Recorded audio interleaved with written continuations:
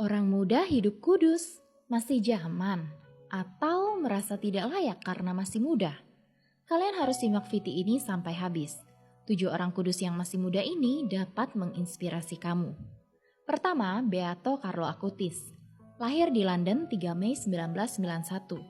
Banyak kebiasaan saleh dilakukannya, misalnya berdoa sebelum dan sesudah misa di depan tabernakel.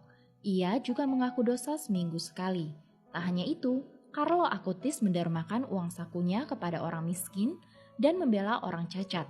Dia punya kebiasaan mengundang anak-anak broken home ke rumahnya. Dan yang ini gebrakannya yang paling terkenal, yaitu membuat situs web yang memuat mukjizat Ekaristi dari seluruh dunia sejak ia berusia 11 tahun. Sayangnya, Carlo menderita leukemia pada saat remaja. Dia mempersembahkan penderitaannya ini untuk gereja. Ia meninggal pada 12 Oktober 2006 saat berusia 15 tahun di Monza, Italia, sesaat setelah ia menyelesaikan proyek web mukjizat Ekaristi miliknya. Carlo dibeatifikasi Paus Fransiskus dan digelari sebagai pelindung para programmer komputer dan kaum muda. Kedua, Santo Dominikus Savio.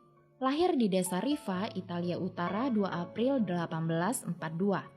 Sejak kecil dia dikenal cerdas dan berprestasi di sekolahnya.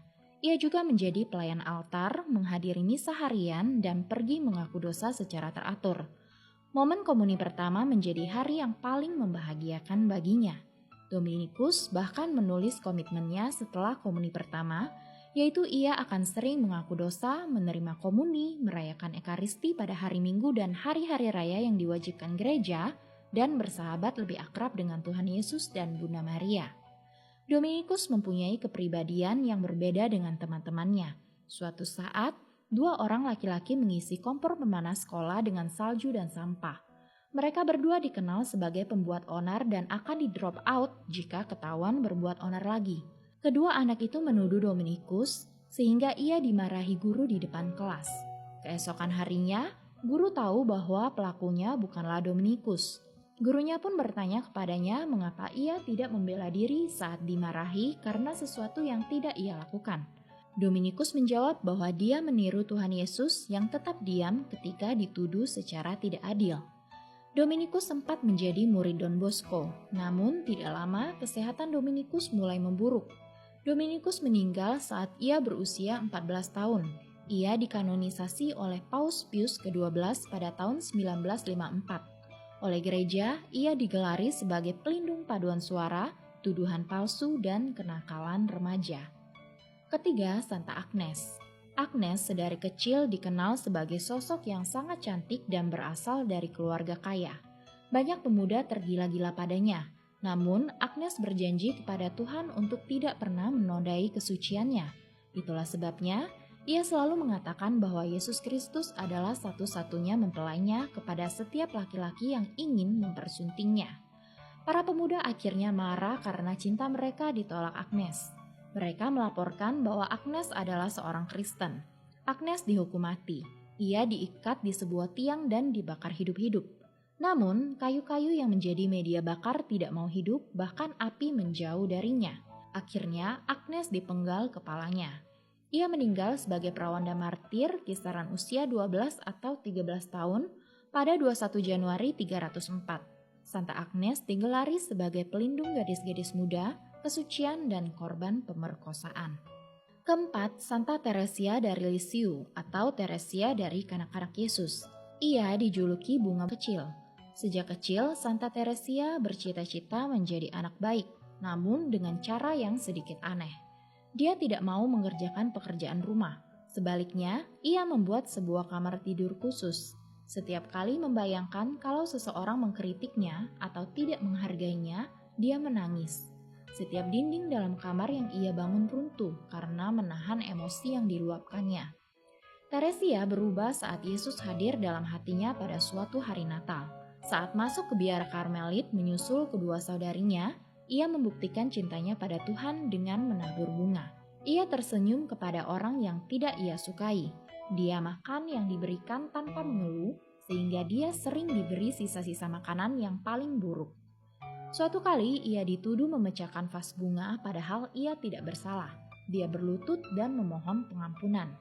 Ia bercita-cita menjadi orang kudus, namun ia selalu menemukan perbedaan hidupnya dengan orang-orang kudus. Namun ia menuliskan ini, Tuhan tidak akan membuat saya mengharapkan sesuatu yang tidak mungkin. Dan meskipun saya kecil, saya dapat menjadi orang suci. Saya tumbuh lebih besar dan saya bertahan dengan diri saya apa adanya dan dengan semua kesalahan yang tidak terhitung banyaknya. Tetapi saya akan mencari beberapa cara untuk pergi ke surga melalui jalan kecil. Santa Teresia meninggal pada usia ke-24 karena sakit. Selama hidupnya, ia sering menulis surat-surat kecil. Gereja menggelarinya sebagai pelindung misi, bukan karena dia pernah pergi kemanapun, tetapi karena kecintaannya pada misi dan doa, serta surat yang ia berikan untuk mendukung para misionaris. Ia adalah pengingat bagi kita semua yang merasa tidak bisa berbuat apa-apa, bahwa hal-hal kecillah yang membuat kerajaan Allah terus bertumbuh. Kelima, Santa Maria Goretti. Ia lahir di Corinaldo, Italia, 16 Oktober 1890. Pada usianya yang ke-12 tahun, dia hendak diperkosa oleh tetangganya yang bernama Alessandro. Namun Maria menolaknya dengan alasan bahwa itu adalah tindakan dosa. Bahkan, ia lebih memilih mati daripada menyerahkan keperawanannya. Lantas, ia ditikam 3 kali dengan pisau. Di saat sekarat, Maria mengatakan bahwa ia memaafkan Alessandro. Lantas, Alessandro dijatuhi hukuman 30 tahun penjara. Ia mengaku bahwa sudah lama ia membujuk Maria untuk tidur dengannya, namun selalu ditolak. Meski di penjara, Alessandro tetap tidak menyesal atas perbuatannya sampai suatu ketika ia bermimpi berada di sebuah taman. Maria ada di sana dan memberinya bunga lili yang segera terbakar di tangannya. Ketika ia bangun, ia menyesali kejahatannya lalu menjalani kehidupan baru. Santa Maria Goretti digelari martir oleh gereja karena menumpahkan darahnya demi mempertahankan kemurniannya. Keenam, Beata Imelda. Sejak kecil, ia sering berdoa dan menyelinap ke sudut rumah yang tenang. Pada usia yang ke-9 tahun, ia memasuki biara Dominikan di Val di Pietra untuk dilatih oleh para biarawati. Ia sangat disayangi di sana. Ia memiliki devosi terhadap Ekaristi. Namun sayang, ia belum dibolehkan menerima komuni karena belum berusia 12 tahun. Suatu ketika saat misa kenaikan Tuhan, hosti suci melayang di udara di atas Imelda saat ia berlutut di depan tabernakel yang tertutup. Imam yang merayakan Ekaristi kemudian segera menerima hosti itu. Tidak ada pilihan lain bagi imam itu selain memberikan komuni pertama kepada Imelda yang juga menjadi komuni terakhir baginya. Ia meninggal dunia sesaat setelah menerima komuni suci. Ketujuh, Beata Laura Vicuna. Ia lahir pada 5 April 1891. Ia sering berdoa di depan tabernakel dan isi doanya adalah agar mamanya mengenal Tuhan Yesus. Melihat mamanya yang jauh dari Tuhan, dia berkata kepada Tuhan, "Saya menawarkan hidup saya untuk mama saya." Laura menderita sakit pada usianya yang ke-12. Mamanya menemani terus di samping tempat tidurnya. Ia berkata kepada mamanya, "Mama, aku sekarat, tetapi aku senang mempersembahkan hidupku untukmu. Aku meminta ini pada Tuhan kita." Mamanya terkejut. Ia jatuh berlutut sambil menangis dan ia langsung mengerti segalanya. Ia meminta maaf kepada Laura dan berjanji akan hidup suci. Laura meninggal dalam damai. Itulah kisah 7 orang muda yang hidup kudus melalui jalan-jalan yang sangat sederhana. Jadi, jangan takut hidup kudus karena kita semua dipanggil menuju kekudusan.